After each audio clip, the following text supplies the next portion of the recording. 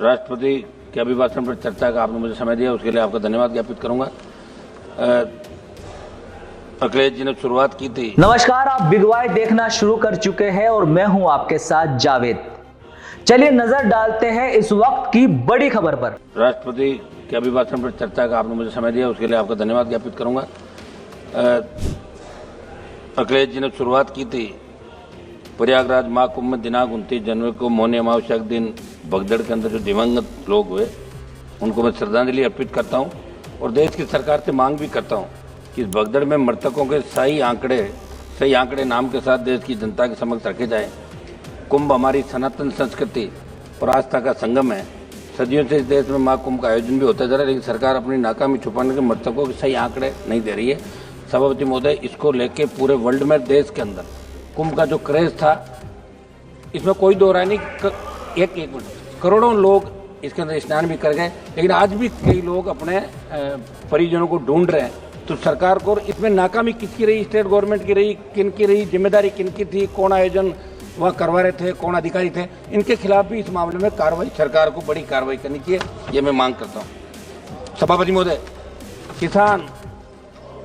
किसान और एमएसपी, किसान कर्ज माफी का कल भी मेरा सवाल था। सभापति महोदय, जो कृषि बजट आप लाए उससे शायद 2 गुना 3 गुना किसानों पर कर्जा होगा देश के अंदर। 33,52,446 करोड़ का कर्जा देश के किसानों के ऊपर है। मैं मांग करता हूं कि आप इस कर्ज को माफ करें। आप हर चीज जब कह रहे हैं, और इसमें कोई दो राय नहीं कि जवान और किसान ने आपको लगातार 2 बार सत्ता के शिखर पर बिठाया, और पूर्ववर्ती सरकार ने भी कोई बहुत बड़ा किसानों के लिए नहीं किया, लेकिन आज आप करो, आप ये क्यों करोगे, उन्होंने नहीं किया, 60 साल नहीं हुआ, 70 साल नहीं हुआ, आज तो आप लोग हो। तो किसान कर्ज माफी की मैं मांग दोहरा रहा हूँ कि पूरे देश के अंदर राजस्थान सहित आप किसान का कर्जा माफ करें। एमएसपी खरीद पे जो गारंटी कानून की आपने बात करी थी, तीनों कृषि बिल 700 किसानों की शहादत के बाद आपने लिए, तो मैं मांग करता हूं कि तमाम ये राइडर जो 25 क्विंटल का आप रखते हैं, 25 क्विंटल हम खरीदेंगे, बाद में नहीं हटाएंगे। इस राइडर को हटाते बाद में नहीं, कि राइडर को हटाते हुए तमाम खरीद आप करें, ये मैं आपसे मांग करता हूं। किसानों की आर्थिक स्थिति सुधरेगी, बूस्टर डोज मिलेगा। एक बार संपूर्ण कर्जा माफ करें, जिस तरह चौधरी देवीलाल ने 90 के अंदर 10,000 का मूल कर्जा जो ब्याज से शायद 1,80,000 2 लाख, तब आप लोग भी इसी जाते हैं तो माफ किया था, ये मैं मांग करता हूँ। सभापति महोदय, अग्निवीर जो लेके आए, निश्चित रूप से देश के अंदर हमारे जवानों के अंदर जज्बा था।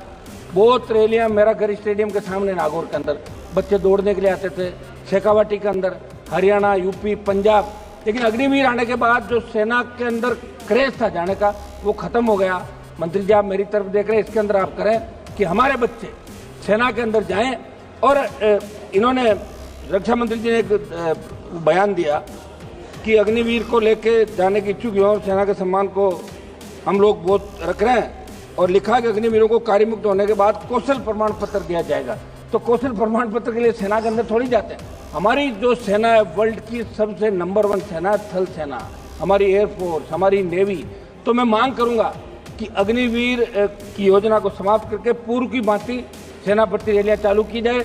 और हमारी आई रेजिमेंट का मामला, हमारे अलवर से मंत्री जी आते हैं, गुजर रेजिमेंट का मामला, तमाम रेजिमेंट जो पहले यहाँ देश के अंदर थी, उन रेजिमेंटों की पुनर्स्थापना करें, नई रेजिमेंट बनाए। जो लड़ाके हैं देश के अंदर, जो मार्शल जातियाँ हैं, वो चाहती कि हमारी रेजिमेंट भी सीमाओं पर लड़े, तो उन रेजिमेंटों की स्थापना भी आपको करनी चाहिए, ये मैं मांग करता हूँ।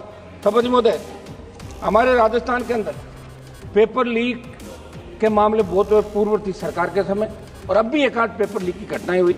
एसआई भर्ती, जिसके अंदर आरपीएससी के एक सदस्य को पकड़ा और 50 ट्रेनी एसआई जेल के अंदर, उनमें कुछ की जमानत हो गई।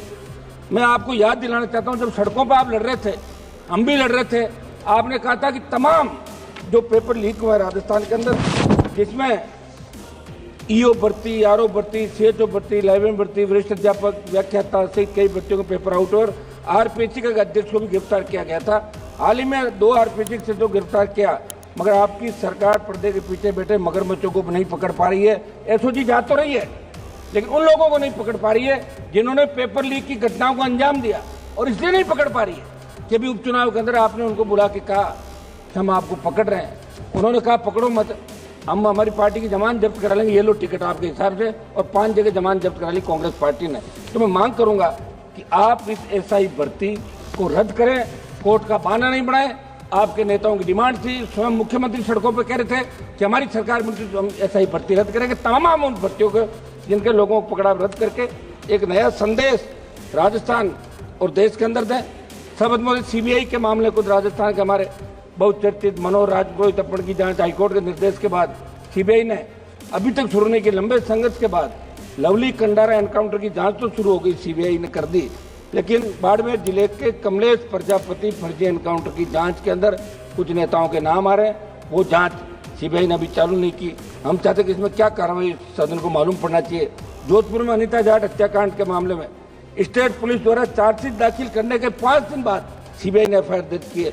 मैं बात इसलिए कह रहा हूँ कि सीबीआई पर लोगों का भरोसा है, इसलिए सीबीआई राजस्थान से जुड़े तमाम मामले जो दिल्ली में पेंडिंग है, हमारे 4 मंत्री राजस्थान चाहते हैं, स्वयं लोकसभा अध्यक्ष भी राजस्थान चाहते हैं, तो उनको भी कहना चाहूंगा कि सीबीआई के मामले के अंदर त्वरित अनुसंधान होकर दोषियों के खिलाफ कार्रवाई करें तो कड़ा संदेश अपराधियों के अंदर जाएगा।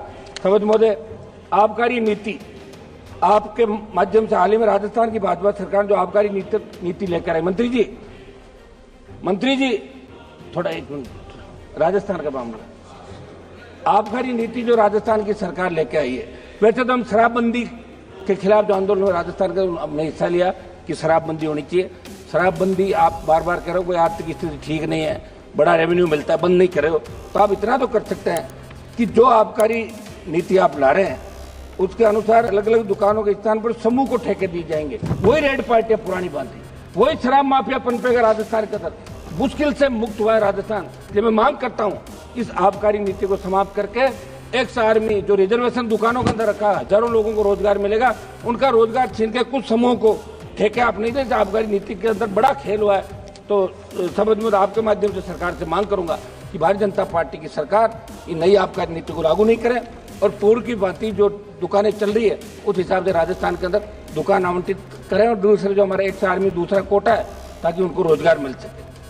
सबद महोदय, उत्तर प्रदेश के अंदर आबकारी नीति के अंदर बदलाव राजनाथ सिंह ने किया था, पहले भी वहाँ ऐसा चलता था और आपकी सरकार ने भी वहाँ दुकान देने का काम आपकी सरकार ने किया, इसलिए आप अपनी सरकार के निर्णय को बदलने का काम नहीं करें।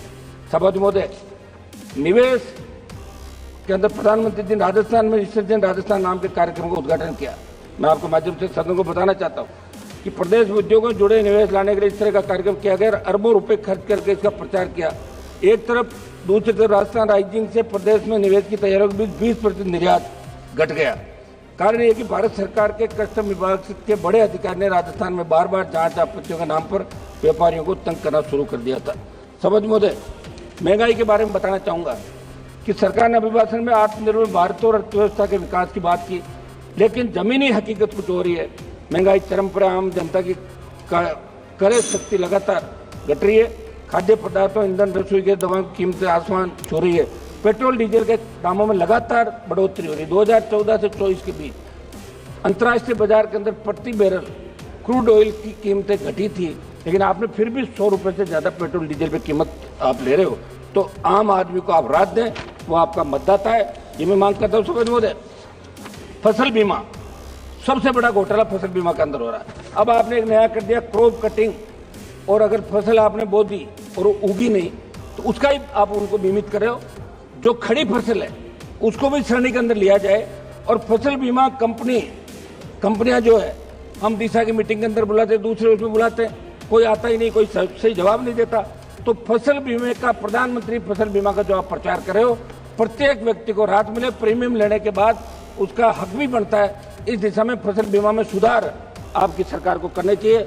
सबद महोदय, ये जो क्लेम कई लोग फर्जी तरीके से उठा रहे, एक रिपोर्ट के मुताबिक इन दिनों जिले के 8 मेरी गांव में 2000 खेतों का 300 करोड़ का क्लेम फर्जीवाड़े से उठा लिया। ये प्रधानमंत्री जी फसल बीमा योजना की सार्थकता का लाभ असली एक मिनट साहब सुनो, 1 मिनट में समाप्त कर रहा हूँ सभापति जी, 1 मिनट सभापति जी, 1 मिनट, आधा मिनट, एक विषय हो रहा है मेरा, तो इसमें फसल बीमा पे नए सिरे से करें। एक विषय हमारा अलवर से मंत्री जी आ रहे हैं सर, मुख्यमंत्री जी को 1 मिनट साहब, सभापति जी आधा मिनट सर, आधा मिनट सर, हम रात को 12 बजे तक कोरम पूरा करते हैं, ऐसे क्या कर रहे हो? आधा मिनट दे सर।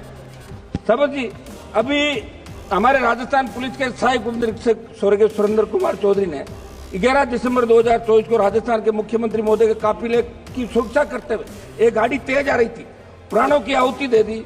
और अलवर से हमारे मंत्री जी आ रहे हैं, इनसे भी मिले, उपराष्ट्रपति जी मिले, मुख्यमंत्री जी उनके घर पे भी गए।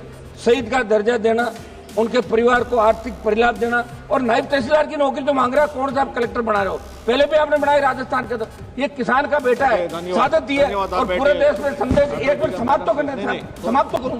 नहीं, समाप्त 30 सेकंड समाप्त दे दिया हम आपको। लोग तो 15-15, 20 मिनट भाषण झाड़ गए। नहीं, आप समाप्त करा, नहीं, समय से समाप्त कर रहा हूँ, समाप्त तो करने दें मैडम। आप सभापति जी समाप्त करने दें, इस तरह मत करें साहब। समाप्त। Yes madam, please carry. फिलहाल के लिए इस बड़ी खबर में सिर्फ इतना ही। ऐसी खबरों के लिए आप देखते रहिए बिग वाई। नमस्कार।